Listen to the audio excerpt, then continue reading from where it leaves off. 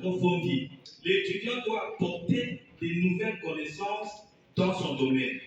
Et au niveau des thèses, on fait une thèse pour apporter une certaine originalité et une certaine contribution pour l'avancement des connaissances en droit si vous êtes juriste. Donc, vous avez une tâche qui vous attend. Cette tâche, c'est de produire les travaux chaque fois. À partir de première année jusqu'au niveau des doctorats, vous avez le devoir de commencer à rédiger régulièrement ces travaux. Ces travaux, comme je l'ai toujours dit à mes étudiants, ce ne sont pas des correspondances qu'on adresse aux parents. Ce sont des travaux fouillés avec références, avec informations sur les sources des renseignements, et vous les produisez. C'est une façon beaucoup plus outillée d'armer l'étudiant à partir de première année jusqu'à ce qu'il va terminer sa licence. Je vais terminer par le cadre.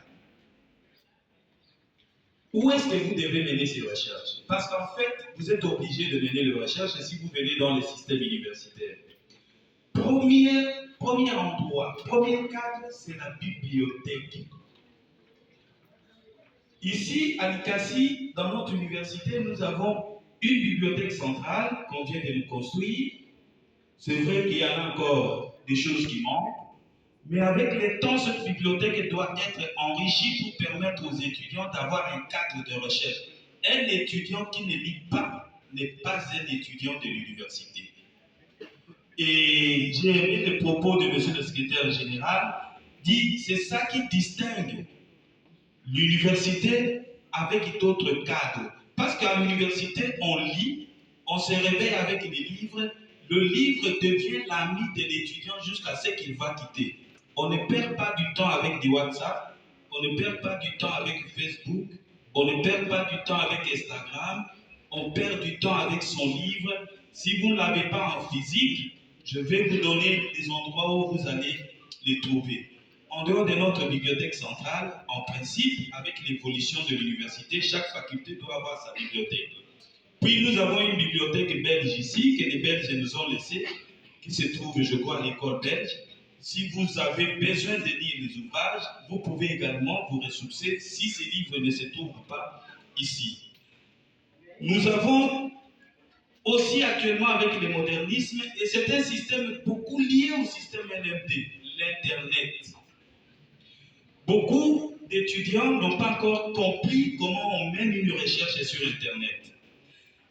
Nous avons les outils de recherche qui existent en matière des informations et qui ont beaucoup plus de données que les ouvrages en physique actuellement. Le premier outil connu par tout le monde, c'est le Google.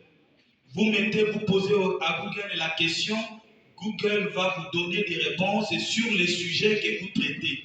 Vous traitez sur la délinquance juvénile, écrivez seulement délinquance juvénile, Google va vous donner beaucoup d'informations, plus que ce que vous pouvez trouver dans les livres.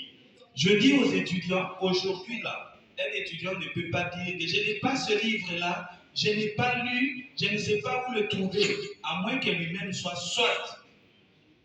ignorant de l'Internet, soit alors il est lui-même paresseux.